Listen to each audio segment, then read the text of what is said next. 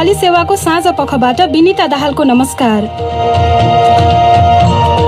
आज कार्यक्रममा संसद विघटन विरुद्ध 5 पूर्व प्रधानमन्त्रीको निवेदन सहित 24 रिट सर्वोच्च अदालत पुगेकै दिन प्रधानमन्त्री ओलीको पक्षमा पनि रिट पेश। प्रतिनिधि सभा विघटन गरी मध्यावधि निर्वाचनको मिति तोक्ने सम्बन्धमा भएको निर्णयको विरुद्धमा 24 वटा र उक्त निर्णयको पक्षमा 4 वटा रिट निवेदनहरू प्राप्त भएका छन्। कोरोना भाइरस संक्रमणका कारण थप 185 जनाको मृत्यु। संक्रमण नियन्त्रणका लागि लगाइएको निषेधाज्ञा प्रभावकारी हुन नसकेको स्वास्थ्य मन्त्रीको भनाई। निषेधाज्ञाको नियम सर्वसाधारणलाई मात्रै हो, सर्वोच्च पुगेका सांसदलाई लाग्दैन। सरकारले जारी गरेको निर्देशन त पालना गरिदिनु पर्यो नि। पालना गर्दैन कसरी भने त्यसको कारबाहीको भागीदार त कोरोनाले नै उसलाई कारबाही गर्छ भन्ने लाग्छ मलाई। गृह प्रवक्ता जनकराज दाहालसँग कुराकानी। सबभन्दा पहिला प्रमुख विश्व समाचार। शरद केसीबाट समाचार सुन्नुहोस्। लिथुआनियाले बेलारुसको आकाशबाट हुने सबै उडानमा प्रतिबन्ध लगाउन लागेको जनाएको छ। विरोधी पत्रकार रोमान प्रोटासेभिचको गिरफ्तारीपछि उसले त्यस्तो घोषणा गरेको हो। उनी ग्रिसबाट लुथियानाको निम्ति आइतबार उडेको ryanairको जहाजमा सवार थिए, तर उनलाई पक्राउ गर्न जहाजलाई बेलारुसको राजधानी मिन्स्कमा जबरजस्ती अवतरण गराइएको थियो। लिथुआनियाका प्रधानमन्त्री इङ्ग्रिडा सिमोनेटेले राज्य आतंक भन्दै त्यसको निन्दा गरेका छन्। बेलारुसले बमको खतराका कारण उक्त जहाज अवतरण गराइएको तर केही नभेटिएको बताएको छ। युरोपेली संघका सदस्यहरूले सम्भावित प्रतिबन्धबारे छलफल गर्दैछन्। फ्रान्स सरकारले बेलारुससँगको सडक सम्पर्क निलम्बन गर्न युरोपेली संघलाई आग्रह गर्न सक्ने जनाएको छ। रुसले पश्चिमा देशहरूको प्रतिक्रिया आश्चर्यजनक रहेको भन्दै उनीहरूमाथि आडम्बरी भएको आरोप लगाएको छ। म्यानमारकी प्रजातन्त्रवादी नेत्री आङ सान सुची गत माघ महिनामा सेनाले सत्ता हातमा लिएपछि पहिलो पटक प्रत्यक्ष रूपमा अदालतमा उपस्थित गराइएकी छन्। राजधानी नेपिडोमा भएको सुनवाई तत्काल स्थगित गरिएको छ। सुनवाई अघि उनलाई पहिलो पटक आफ्ना वकिलहरूसँग एक्लै भेट्न दिइएको थियो। बीबीसीका जनाथन हेड भन्छन्, She had only 30 minutes with her lawyers. उनले वकिलहरूसँग 30 मिनट मात्र भेटेकी थिइन्। लगत्तै सुनवाई अर्को महिनासम्मको निम्ति स्थगित गरियो। वकिलहरूका अनुसार सूचीको स्वास्थ्य ठिक छ, तर आफ्नो देशमा भइरहेको नाटकीय घटनाबारे उनलाई निकै कम मात्रै जानकारी छ। बीबीसी संवाददाताको भनाई, नेत्री सूचीले राज्यको गोपनीयता सम्बन्धी कानून उल्लङ्घन लगायतका श्रृङ्खलाबद्ध अभियोगको सामना गर्नु परेको छ। विश्व स्वास्थ्य संगठन WHO का प्रमुखले विश्वभरि कोभिडको खोपको पहुँचमा लाजमर्दो असमानता रहेको भन्दै त्यसको निन्दा गरेका छन्। वार्षिक सम्मेलनमा बोल्दै टेड्रस एडहानोम घेब्रेयेससले उक्त असमानताले महामारीलाई खराब बनाएको बताए। उनका भनाइमा धनी देशहरूले आफूहरूसँग भएका खोप बाँडेको भए विश्वभरिका सबै स्वास्थ्य कार्यकर्ता र ज्येष्ठ नागरिकले अहिलेसम्म खोप लगाइसकेका हुने थिए। अहिलेसम्म उत्पादित खोपको 75% मात्रा 10 वटा देशमा छ। बीबीसी की इमाजन फक्स भन्छन्, WHO का प्रमुखले धनी देशलाई खोप अनुदानमा दिन आग्रह गरे। उनले सबै देशमा सेप्टेम्बर महिनासम्म कम्तीमा 10% र यो वर्षको अन्त्यसम्ममा 30% जनसङ्ख्यालाई खोप दिने लक्ष्य लिनुपर्ने बताए। डाक्टर टेड्रोसले राष्ट्रसङ्घको खोप वितरण कार्यक्रम कोभ्याक्सलाई थप सहयोग गर्न आग्रह पनि गरेका छन्। तपाईँ बीबीसी नेपाली सेवाको साँझ पख सुनिरहनु भएको छ। भारतमा कोभिड-19 का कारण ज्यान गुमाउनेको संख्या 3 लाख नागेको छ। स्वास्थ्य मन्त्रालयको तथ्याङ्कमा पछिल्लो 1 महिना भन्दा कम समयमा 1 लाख जना भन्दा धेरैको मृत्यु भएको उल्लेख छ। विज्ञहरूले मृतकको वास्तविक संख्या निकै धेरै हुन सक्ने चेतावनी दिएका छन्। भारतभन्दा धेरै मृत्यु हुने देश अमेरिका र ब्राजिल हुन्। सिङ्गापुरमा साँझबाट कोभिड-19 भएका मानिसको पहिचान गर्ने ब्रेथलाइजरको प्रयोग गर्न अस्थायी अनुमति दिइएको छ। त्यसले 1 मिनट भित्रै नतिजा दिन्छ। परीक्षणहरूमा 90% ठिक परिणाम देखिएको छ। मलेसियासँगको सिमाना स्थित एउटा जाँच बिन्दुमा उक्त ब्रेथलाइजर छिट्टै प्रयोगमा ल्याइने ठानिएको छ। उत्पादक कम्पनी ब्रेथोनिक्सको स्थापना नेशनल युनिभर्सिटी अफ सिङ्गापुरका अनुसन्धानकर्ताहरूले गरेका हुन्। क्यान्सर पहिचान गर्ने प्रविधिबाट उक्त परीक्षण विधिको विकास गरिएको हो। र जापानले टोकियो ओलम्पिक सुरु हुनुभन्दा 2 महिना अघि कोरोना भाइरस विरुद्धको खोप दिने काम तीव्र पार्न पहिलो पटक सामूहिक खोप केन्द्रहरू खुला गरेको छ। राजधानी र ओसाकामा सेनाले चलाएका खोप केन्द्रहरूमा हरेक दिन हजारौंलाई खोप दिने लक्ष्य लिइएको छ। जापानले कोरोना भाइरसको संक्रमण रोक्ने प्रयास गरिरहेको छ, जहाँ धेरै राज्यहरूमा आपतकाल लगाइएको छ। फेब्रुअरी महिनामा सुरु गरिएको खोप कार्यक्रम निकै ढिलो भएको भन्दै सरकारको चर्को आलोचना भइरहेको छ। यो बीबीसी नेपाली सेवा हो।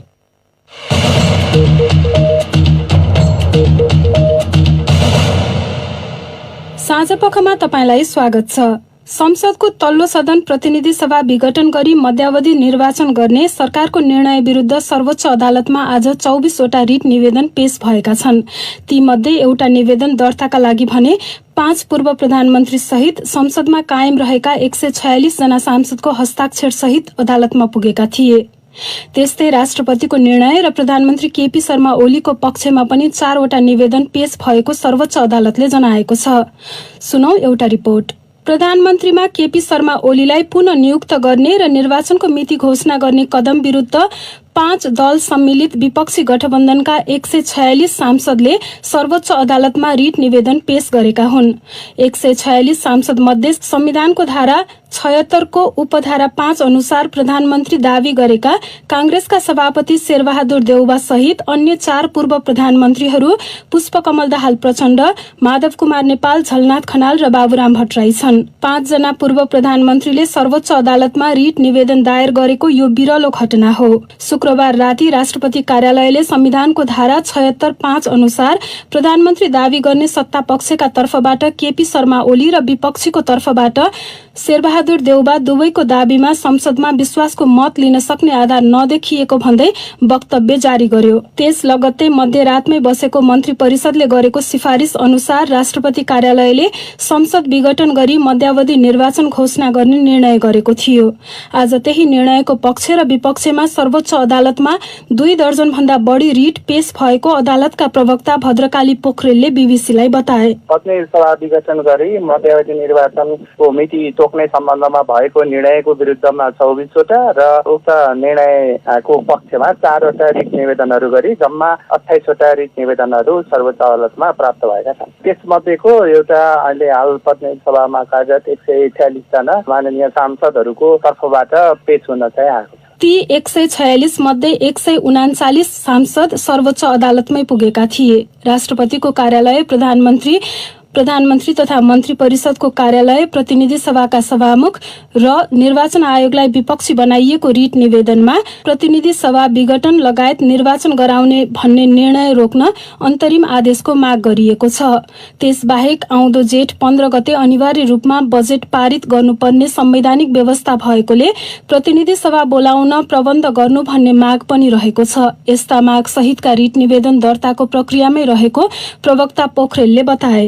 अदालतले चाहिँ स्वीकार गरेका निवेदनहरू हुन्। स्वीकार गरेका भनेपछि अब सुनवाईमा जान्छ। यी निवेदनहरू दर्ता भइसकेपछि त्यसमध्येका कतिपय निवेदनहरू संवैधानिक इजलासमा जाने गरी प्राप्त भएका छन् र कतिपय निवेदनहरू सामान्य इजलासमा जाने गरी भएका छन् र सम्बन्धित निवेदनहरू निवेदकले माग गरेको आधारमा सम्बन्धित इजलाससँग सम्बन्धित निवेदनहरू सोही अनुरूप चाहिँ प्रारम्भिक सुनाइका लागि पेश हुन्छन्। सामान्यतया अदालतमा राष्ट्रिय महत्वका रिट दर्ता भएपछि त्यसको सुनवाई भोलिपल्टै हुने गरेको छ। संवैधानिक इजलासले हेर्नुपर्ने मुद्दा भने ती इजलास बस्ने दिनमा हुने गर्छ। प्रवक्ता पोखरेलका अनुसार संवैधानिक इजलास शुक्रबार बस्न सक्छ। प्रसंग संसद विघटनपछि देखिएको कानूनी विवादकै 5 महिनाभित्र दोस्रो पटक प्रतिनिधि सभा विघटन भएपछि फेरि त्यस विरुद्धको कानूनी कार्यवाही सर्वोच्च अदालतमा पुगेको छ। विवादको एउटा प्रमुख पाटो चाहिँ एक दलका सदस्यले उक्त दलबाट अलग नभएर अर्को दलको नेतालाई प्रधानमन्त्रीमा समर्थन गर्न मिल्छ कि मिल्दैन भन्ने रहेको छ। शुक्रबार विपक्षी नेता शेरबहादुर देउबाले आफ्नो पक्षमा रहेका भनेर पेश गरेको 149 जना सांसदहरूको हस्ताक्षर मध्ये 26 जना नेकपा एमालेको असन्तुष्ट समूहको रहेको पाइएपछि कतिपयले उक्त प्रश्न उठाएका हुन्। सुनौ सञ्जय ढकालको यो रिपोर्ट। नेपालको कानून अनुसार कुनै दलको व्हिप उल्लङ्घन गरेमा उक्त सदस्यले दल त्याग गरेको मानिने र उनको संसद सदस्यता अन्त्य हुन सक्ने प्रक्रिया रहेको छ। उसो भए अहिलेको विवादमा कानूनले के भन्छ त? संविधानविद पूर्णमान साक्यका अनुसार राजनीतिक दल सम्बन्धी ऐनले केवल 4 अवस्थामा मात्र कसैले दल त्याग गरेको मान्यता दिन्छ। ऐनको परिच्छेद 6 अनुसार या त कसैले सदस्यताबाट लिखित राजीनामा दिएमा, या अर्को दलको सदस्यता लिएमा, या आफै सामेल भई अर्को दल गठन गरेमा, या महत्त्वपूर्ण मतदानमा पार्टीले जारी गरेको व्हिप उल्लङ्घन गरेको भनेर उक्त दलले प्रक्रिया बमोजिम संसदलाई दिएको जानकारीलाई सभामुखले सूचित गरेमा दल त्याग गरेको मान्ने उल्लेख छ। अहिलेको अवस्थालाई व्याख्या गर्दै साक्य भन्छन्, एउटा पार्टीको सांसदहरूले पार्टीको निर्णय विपरीत अर्को पार्टीको नेतालाई चाहिँ सरकार गठनको लागि चाहिँ समर्थन जनाएर चाहिँ सिग्नेचर गरेको अवस्था चाहिँ छ। यसलाई चाहिँ हाम्रो राजनीतिक दलको ऐनले चाहिँ फ्लोर क्रसिङको परिभाषाभित्र पारेको छैन। बरु यदि ती सांसदहरूको समर्थनबाट अर्को दलको नेता प्रधानमन्त्री नियुक्त भएको अवस्थामा जब ती प्रधानमन्त्रीले 30 दिनभित्र विश्वासको मत लिने प्रयास गर्छन् त्यतिखेर यो प्रश्न खडा हुने उनले बताए। एउटा दलको सांसदले अर्को दलको नेतालाई समर्थन गरेर पार्लियामेन्टमा भोट अफ कन्फिडेन्समा मत हाले पनि त्यो मत चाहिँ भ्यालिडै हुन्छ।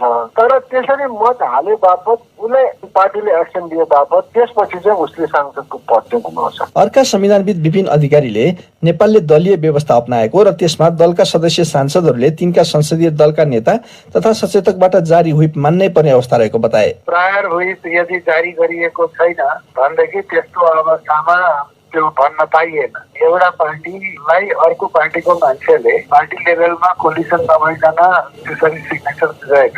तर जब रोकिएको छिर्किएको हुँदैन भने त्यस्तो अवस्थामा उनीहरूले आफ्नो जनप्रतिनिधिको हैसियतमा त्यो भोट हाल्न पाउँछन्। उनका अनुसार अघिल्लो पटक विश्वासको मत लिने क्रममै आफूलाई समर्थन नगरेका सांसदहरूबारे प्रधानमन्त्रीलाई जानकारी भए पनि कुनै कारबाही नगरिनुले दलको नेतृत्व कारबाही गर्ने मनस्थितिमा नरहेको भनेर बुझ्नुपर्छ। अनि त्यसपछि कुनै व्हिप नलगाइएको अवस्थामा कतै मत हाले भने त्यसलाई उल्लङ्घन मान्न नमिल्ने उनले बताए। राष्ट्रपतिले खालि सिग्नेचर अथेन्टिक हो कि होइन त्यति मात्र हेर्ने हो, बाँकी कुरो त हाउसले हेर्छ नि। एउटा दलका सांसदहरूले अर्को दलका सभापतिलाई प्रधानमन्त्रीमा समर्थन मात्रै नगरी आज त्यस विषयमा उनीहरू सर्वोच्च अदालत समेत पुगेकाले यसका कानूनी व्यवस्थाबारे अदालतमा अब थप व्याख्या र विश्लेषण हुने देखिएको छ। सञ्जय ढकाल, बीबीसी काठमाडौँ। यसैबीच नेकपा एमालेको स्थायी कमिटी बैठकले माधव कुमार नेपाल र झलनाथ खनाल सहितका नेताहरूलाई पार्टीको साधारण सदस्य समेत नरहने गरी पार्टीबाट निष्कासन गर्ने निर्णय गरेको पार्टीका प्रवक्ता प्रदीप गेवालीले जारी गरेको एक प्रेस वक्तव्यमा जनाइएको छ। पार्टी अध्यक्ष केपी शर्मा ओलीको अध्यक्षतामा बसेको बैठकले त्यस्तो निर्णय गरेको प्रवक्ता गेवालीले उल्लेख गरेका छन्। प्रवक्ता गेवालीले जारी गरेको वक्तव्यमा जेठ 8 गते ती नेताहरूलाई स्पष्टीकरण सोधिएकोमा त्यसको कुनै स्पष्टीकरण प्राप्त नभएको जनाइएको छ। अब कोरोना भाइरस सम्बन्धी प्रसंग। स्वास्थ्य तथा जनसंख्या मन्त्रालयको तथ्याङ्क अनुसार कोरोना भाइरसबाट थप 7,425 जना संक्रमित भएका छन् भने 185 जनाको मृत्यु भएको छ। यससँगै नेपालमा कुल संक्रमितको संख्या 5,20,000 भन्दा बढी भएको छ भने मृतकको संख्या 6,531 पुगेको छ। आजै मन्त्रालयले पत्रकार सम्मेलन गरी संक्रमण आगामी 1 महिनामा बिस्तारै घट्दै जान सक्ने बताएको छ। प्रस्तुत छ एक रिपोर्ट। पछिल्लो 24 घण्टामा 20,453 जनाको पीसीआर र एन्टिजन परीक्षण गर्दा करिब 7,500 मा संक्रमण पुष्टि भएको हो। सोही अवधिमा नयाँ संक्रमितको तुलनामा थोरै कम अर्थात 7,135 जना संक्रमण मुक्त भएको मन्त्रालयले जनाएको छ। अहिले पनि काठमाडौँ उपत्यकामा धेरै संक्रमित फेला पर्ने क्रम जारी रहेको देखिन्छ। मन्त्रालयका अनुसार विगत 24 घण्टामा उपत्यकामा कुल 2,785 जनामा कोविड पुष्टि भएको हो। मन्त्रालयका अनुसार अहिले देशभरि 1,15,441 जनामा सक्रिय संक्रमण छ। मन्त्रालयका अनुसार संक्रमित मध्ये अहिले आईसीयू र भेन्टिलेटरमा करिब 2,200 जना छन्। यसैबीच आजै स्वास्थ्य तथा जनसंख्या मन्त्री हृदय त्रिपाठीले कोरोना भाइरस संक्रमणको दर अपेक्षाकृत रूपमा कम नभएको बताएका छन्। आज पत्रकार सम्मेलन गरी मन्त्री त्रिपाठीले मानिसहरूको आवत जावत प्रभावकारी रूपमा नियन्त्रणमा नआएको र केही सेवा सुचारू रहेकाले संक्रमण दर अपेक्षाकृत रूपमा नियन्त्रणमा आउन नसकेको बताए। उनले भने विगत 1 हप्ताको तथ्याङ्क हेर्दा दैनिक औसत 8,300 नयाँ संक्रमितहरू थपिने गरेका छन्। व्यक्तिहरूको आवत जावतमा प्रभावकारी रूपमा नियन्त्रण नभएको र केही सेवा र कार्यहरू सुचारू रहेको हुँदा संक्रमण दर अपेक्षाकृत रूपमा नियन्त्रणमा आउन नसकेको हुँदा संक्रमण आगामी 4 हप्तामा क्रमशः घट्दै जान सक्ने देखिन्छ। कोरोना भाइरस नियन्त्रणका लागि प्रतिबन्धात्मक व्यवस्था कड़ा बनाइएसँगै उल्लङ्घन गर्ने व्यक्तिलाई पनि 1 लाख रुपैयाँसम्म जरिवाना हुन सक्ने भएको छ। काठमाडौँ जिल्लाका प्रमुख जिल्ला अधिकारी कालीप्रसाद पराजुलीले कोभिड-19 संकट व्यवस्थापन सम्बन्धमा व्यवस्था गर्न बनेको अध्यादेशमै जरिवाना तोकिएको बताए। आदेश उल्लङ्घन गरेमा प्रमुख जिल्ला अधिकारीले व्यक्तिको हकमा 1 लाख रुपैयाँसम्म र संस्थाको हकमा 5 लाख रुपैयाँसम्म जरिवाना गर्न सक्ने व्यवस्था अध्यादेशमा रहेको बताए। जिल्ला प्रशासन कार्यालय काठमाडौँले आजै यस सम्बन्धी सार्वजनिक सूचना जारी गरेको हो। सरकारले निषेधाज्ञा कडा पार्ने र नियम नमान्नेलाई कारबाही गर्ने बताइरहँदा आज सर्वोच्च अदालतमा रिट निवेदन लिएर जाने सांसदहरूको भिडको दृश्यबारे धेरैले टिक्का टिप्पणी गरेका छन्। कतिले राजनीतिक र संवैधानिक जटिलताका लागि पूर्व प्रधानमन्त्रीहरू सहित सांसदको उपस्थितिलाई सकारात्मक हेरेका छन् भने कतिपयले कोरोना भाइरस महामारीका माझ सांसदहरूले नै त्यस्तो सामाजिक दूरी कायम नगरेको र भिडभाड गरेको भन्दै आलोचना पनि गरेका छन्। यसै विषयमा हामीले गृह प्रवक्ता जनकराज दाहालसँग केही बेर अघि सम्पर्क गरी निषेधाज्ञाको नियम सर्वसाधारणलाई मात्रै हो भनी सोधेका थियौं। कोरोनाबाट बच्नको लागि चाहिँ अब सोशल डिस्टेन्सिङको नै जरुरी छ, भिडभाड जन्ने गतिविधिमा नजानु नै सुरक्षित हुन्छ भन्ने कुरा विश्व स्वास्थ्य संगठनले पनि भनेको विषय हो र नेपाल सरकारले पनि त्यही कुरा गरिराखेको छ। त्यसकारणले गर्दा यही कुरालाई ध्यान राखेर म सुरक्षित हुने अरूलाई सुरक्षित गराउने भन्ने जुन छ त्यो त्यसमा नै ध्यान दिनुपर्छ जस्तो मलाई लाग्छ। आज सर्वोच्चमा जुन भिड भयो त्यति नै भिड जनताको अर्को ठाउँमा भएको भए त गृह मन्त्रालयले निर्देशन दिएर प्रहरी गएर समाउँथ्यो होला, के गर्थ्यो होला, त्यो चाहिँ किन यो माननीय भएर छुट पाएको कि के त? त्यस्तो होइन, माननीय भएर छुट दिएको होइन। कतिपय विषयहरू स्वास्थ्य मापदण्ड पूरा गरेर त्यस्तो कार्यक्रम गर्ने सञ्चालन गर्ने भन्ने होला होइन। तर पनि मुख्य कुरा चाहिँ के छ भने भिडभाड गर्न हुँदैन भन्ने कुरा त स्वयं व्यक्तिले जान्नुपर्ने कुरा हो नि होइन। र यदि होइन भने त प्रशासनले कारबाही गर्ने भन्दा पनि कोरोनाले कारबाही गर्छ नि होइन। सरकारले जारी गरेको निर्देशन त पालना गरिदिनु पर्यो नि होइन। र पालना गर्दैन कसरी भने त्यसको कारबाहीको भागीदार त कोरोनाले नै उसलाई कारबाही गर्छ भन्ने लाग्छ मलाई। सर्वसाधारणले त्यति भिड गरे भए कोरोनाले नै उनीहरूलाई चाहिँ सजाय दिन्छ भनेर त तपाईहरु पक्कै बस्नुहुन्न थियो होला नि त। यो कुरा सबैले बुझ्नु पर्यो के, सरकारको आशय भनेको चाहिँ भिडभाड गर्न हुँदैन भन्ने नै हो होइन। यो हिसाबले विभिन्न प्रोटोकल बनाएको छ, मापदण्ड बनाएको छ होइन। अब निषेधाज्ञा जारी भएको छ, अब यसलाई व्यवस्था कसरी गर्छ भने त्यो व्यवस्था गर्ने मान्छेलाई कोभिडले सिध्याउँछ। गृह मन्त्रालयलाई चाहिँ यत्रो भिड गरेछ, अब त्यहाँ न सामाजिक दूरी कायम गरेछ न स्वास्थ्यका मापदण्ड मानेको देखियो होइन सर्वोच्चको हाताभित्रै। त्यहाँ त्यति भइसकेपछि गृह मन्त्रालय त त्यही अर्को पर्खाल भन्दा पल्लोपट्टि त हो, त्यहाँबाट यस्तो चाहिँ गर्न दिन हुन्न भन्ने भएन त। माइती घर मण्डलमा त्यति मान्छे जम्मा भएको भए त पक्कै तपाईहरुले त निर्देशन दिनुहुन्थ्यो होला नि त उनीहरुलाई पक्राउनु। अब गृह मन्त्रालयको चाहना भनेको चाहिँ भिडभाड गर्न नदिने भन्ने नै हो होइन। त्यही हिसाबले निर्देशन जारी भएको छ होइन। अब यो निर्देशनको पालना नगर्नु भनेको चाहिँ आफै माथिको एउटा भनौँ न अब समस्या सिर्जना गर्नु हो। त्यसकारणले गर्दाखेरि म फेरि पनि के भन्न चाहन्छु भने भिडभाड गर्ने गतिविधि नजाउँ, कोही पनि नजाउँ। त्यसकारणले अब यो कुरामा त प्रत्येक व्यक्ति सचेत हुनु पर्यो, इमानदार हुनु पर्यो। विश्व स्वास्थ्य संगठनको निर्देशिका अनुसार सरकारले 14 दिनपछि बिना स्वाब परीक्षण आइसोलेसन अन्त्य गर्न सकिने सल्लाह दिँदै आए पनि कोरोना भाइरसको नतिजा नेगेटिभ नआउँदासम्म मानिसहरूले पटक पटक परीक्षण गरिरहेको पाइन्छ भन्छन् पोखराबाट नारायण कार्की। आवश्यक नभए पनि कोरोना भाइरस संक्रमण भएर निको भएकाहरूले नेगेटिभ नतिजाका लागि पुनः स्वाब परीक्षण गराउँदा सीमित स्रोत र साधनको अपव्यय मात्र होइन, स्वाब परीक्षणको नतिजा आउन ढिलो भई कोरोना भाइरस फैलिन समेत मद्दत पुगेको विज्ञहरूले औल्याएका छन्। तर शहरी क्षेत्रमा कोरोना भाइरसबाट संक्रमित भएर निको भएका अधिकांशले आफू ढुक्क हुनलाई नेगेटिभ नतिजाका लागि स्वाब परीक्षण गर्ने गरेका छन्। पोखरा महानगरपालिका 17 की चिनो गुरुङ। पहिले 14 गते लियो, 16 गते रिपोर्ट आयो अनि 3 गते गरे। दोस्रो गर्दा मेरो नेगेटिभ आयो, मेरो 3 गते पोजिटिभ आयो। त्यो गरेको भक्तपल्ट थाहा भयो, मलाई जानकारी थिएन, अहिले जानकारी छ। हामी अब नगर्ने नपुगेका छौँ कि पीसीआर परीक्षणको अनुमति पाएको निजी क्षेत्रको प्रयोगशाला लाइफ केयर डायग्नोस्टिक्सका पैथोलोजिस्ट डाक्टर सुमन पौडेलले कोरोना संक्रमणबाट निको भएका 80% व्यक्तिहरू पुनः परीक्षणका लागि आउने गरेको बताए। 14 दिनको त टाढा भयो होइन। 9 दिनपछि सिम्टम्स फ्री हुनुहुन्छ भने तपाईँ चाहिँ फ्यामिलीसँग बस्न मिल्छ, त्यसमा केही डराउनु पर्दैन, कोरोना सर्छ भन्ने छैन भनिरहेको छ कि। सरस्वती हेर्दाखेरि चाहिँ अलमोस्ट 80-90% त आउनुहुन्छ उहाँहरू। त्यो चाहिँ ट्रेन्ड नै जस्तो भइसक्यो कि नेपालमा चाहिँ हाम्रो ठाउँमा चाहिँ पोजिटिभ भइसकेपछि नेगेटिभ नभइकन उहाँहरू चाहिँ फ्यामिलीसँग बस्न सक्नुहुन्न। गण्डकी प्रदेश स्वास्थ्य निर्देशनालयका निर्देशक डाक्टर विनोद बिन्दु शर्माले पुनः परीक्षण गराउने प्रवृत्तिमा क्रमशः सुधार हुँदै गएको बताए। हामीले चाहिँ प्रत्येक जिल्लामा यो जानकारी गराएको छौँ। यो प्रोटोकलको बारेमा चाहिँ जानकारी हुनुहोस् र यो रिसोर्सको चाहिँ खेर जान्छ, त्यही भएर चाहिँ हामीले टेस्ट गर्नु हुँदैन भनेर चाहिँ सबैलाई भनेको छौँ। जनचेतनाको माध्यमबाट अनावश्यक परीक्षण गराउने प्रवृत्ति अन्त्य गर्न सकिए आवश्यक व्यक्तिलाई समयमै प्रयोगशाला सेवा दिन सकिने विज्ञहरूले औल्याएका छन्। नारायण कार्की, बीबीसी पोखरा। अब एउटा अन्तर्राष्ट्रिय प्रसङ्ग। भारतमा कोभिडबाट मृत्यु हुनेको संख्या 3 लाख नागेको छ। वास्तविक संख्या योभन्दा उच्च हुन सक्ने विज्ञहरूले बताएका छन्। बीबीसी विवरणमा आधारित रिपोर्ट सुनौ रमा पराजुलीबाट। अहिले विश्वव्यापी महामारीको केन्द्रमा रहेको भारत कोरोना भाइरसबाट अति प्रभावित देशको सूचीमा अमेरिकापछि दोस्रो स्थानमा छ। जोन्स हपकिन्स विश्वविद्यालयका विवरण अनुसार भारतमा अहिलेसम्म 2 करोड 60 लाख भन्दा धेरै मानिस संक्रमित भइसकेका छन्। 3 लाख भन्दा धेरै मृत्यु पुष्टि हुने देशमा अमेरिका र ब्राजिल पछि भारत विश्वमै तेस्रो नम्बरमा आउँछ। त्यहाँ 1 महिना भन्दा कम समयमै पछिल्लो 1 लाख जनाको मृत्यु पुष्टि भएको हो। तथ्याङ्क अनुसार गत 26 दिन भित्रै कोभिड-19 का कारण 1,02,533 जनाले ज्यान गुमाएका छन्। कुल मृतक मध्ये आधा जतिको पछिल्लो 3 महिनामा मृत्यु भएको हो। कतिपय विज्ञहरूले दैनिक मृत्यु हुनेको संख्या थप बढ्न सक्ने बताएका छन्।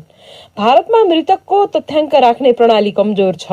खास गरी ग्रामीण क्षेत्रमा घरमै ज्यान गुमाउनेहरू धेरै जसो सरकारी आँकडामा पर्दैनन्। महामारीको घातक दोस्रो लहरका कारण पछिल्ला सातामा त्यहाँको स्वास्थ्य सेवा प्रणालीमा उच्च चाप परेको छ।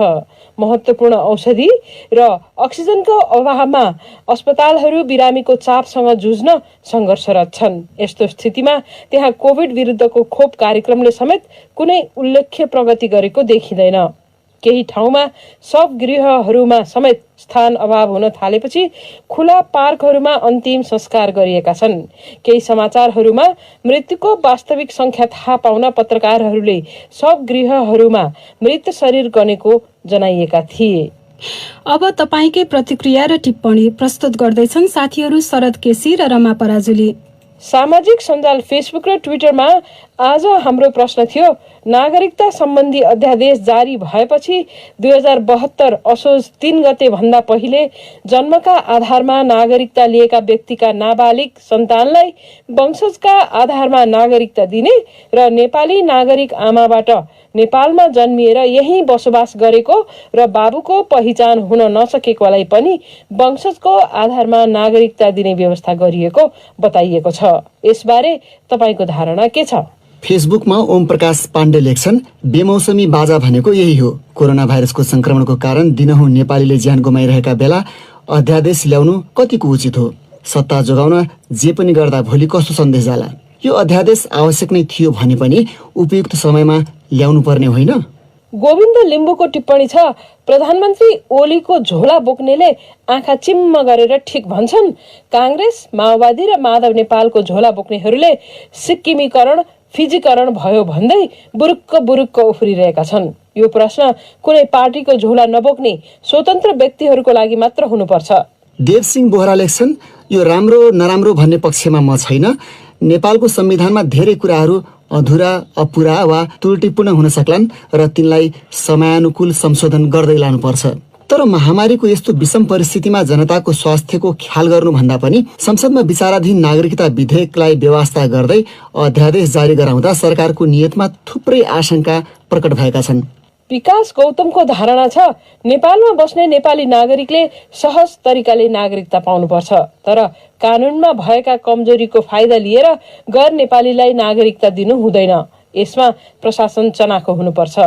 मिल्दोजुल्दो प्रतिक्रिया छ सुजन लुङ्गेलीको पनि। उनी लेख्छन्, नेपाली नागरिकलाई बिना झन्झट र शास्ति बिना नागरिकता दिनुपर्छ। यो उनीहरूको अधिकार हो।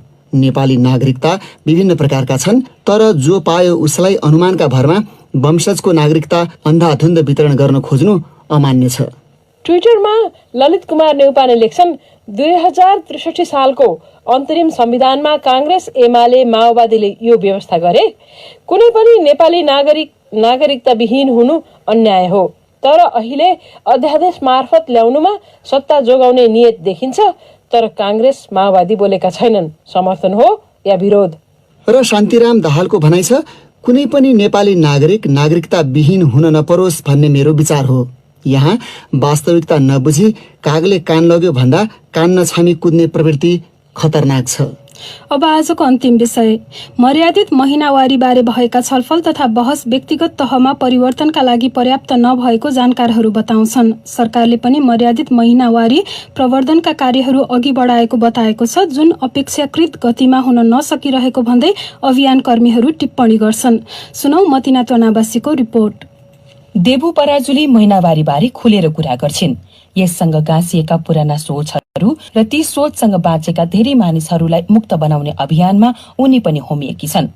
नयाँ पुस्तालाई महिनावारीको बारेमा सानै उमेरदेखि विद्यालय तहमै सिकाउन पर्ने उनी बताउँछिन्। हामीले पाठ्यक्रममा नै यसलाई राखेर बालबालिकालाई सिकाउँदै गयौं भने अबको केही वर्ष पछाडि चाहिँ यसलाई हामीले हटाएर साँच्चैकै मर्यादित तरिकाले चाहिँ यो सम्मानजनक हो, यसलाई चाहिँ अपमान गर्न हुँदैन। महिनावारी बक्रालाई छुन नहुने, छुट्टै राख्ने, बाहिर गर्नुपर्ने होइन, तर कम्तीमा उनीलाई सफा राख्ने, उनीहरूको केयर गर्नुपर्ने, तागतिलो चिजहरू खानुपर्ने अवस्था चाहिँ हो। अरू त्यो भन्दा अरू केही पनि होइन भनेर चाहिँ हामीले त्यसपछि मात्र बुझाउन सक्छौँ। धादिङकी रबिना पौडेल पुराना सोच वा मान्यता बारे सधैँ र धेरै चर्चा हुनाले नयाँ पुस्तामा समेत ती सोचहरूले जरा गाड्न थालेको बताउँछिन्। नेगेटिभ कुरा नगरिकन पोजिटिभ रूपमा चाहिँ सिधै कुरा गर्नुभयो भने चाहिँ यसले चाहिँ हामीलाई राम्रो गराउँछ जस्तो चाहिँ मलाई लाग्छ। मध्यपुर ठिमीका एकजना शिक्षक तुलसी हरि प्रजापति विद्यालय तहमा विशेष गरी कक्षा 9 मा महिनावारीको बारेमा पढाइ हुने बताउँछन्। विद्यालयको तर्फबाट पनि सामान्य एउटा प्याड पनि विद्यालयमा व्यवस्था नगर्ने, अब यो बारेमा शिक्षा अभिभावकलाई पनि दिनुपर्ने कुरा त्यो पनि चाहिँ त्यहाँ करिकुलममा चाहिँ छुट्या छ। महिनावारीको कुरा गर्दा प्याडको कुरा अनिवार्य जस्तै बनेको छ, जुन विद्यालय स्तरमा सरकार आफैले छात्रहरूको सिकाइ निरन्तरताको लागि भनी वितरण गर्दै आइरहेको अधिकारीहरू बताउँछन्।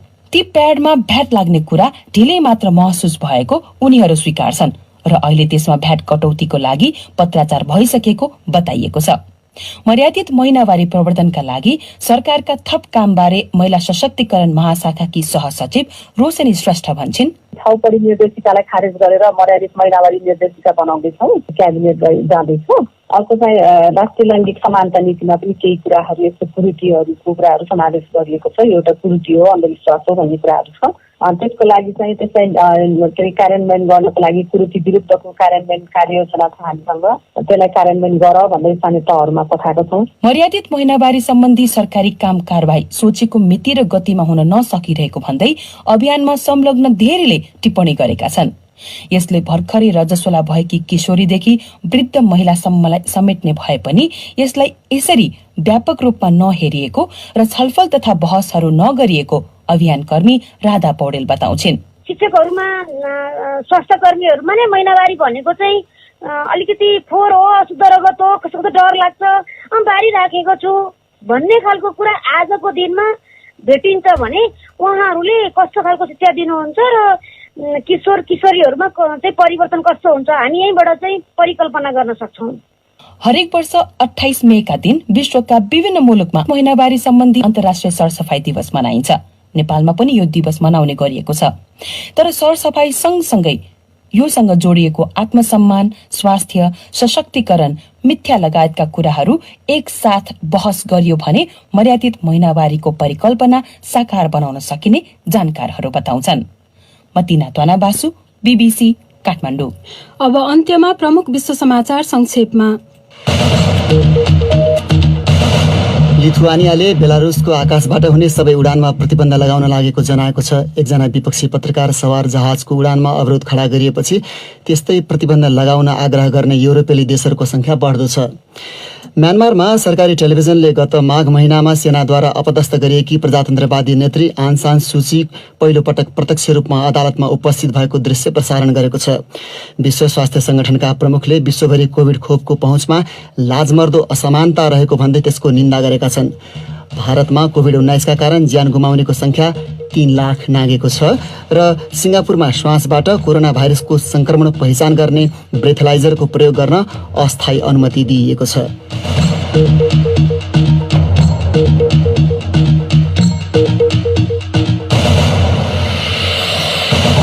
हवस् त, यसका साथै बीबीसी नेपाली सेवाको साँझ पख यहीँ सकिन्छ। अब भोलि बिहान 7:15 बजे मात्र आउनेछौँ। त्यति बेलासम्मका लागि हामी सबैलाई बिदा दिनुहोस्। नमस्कार।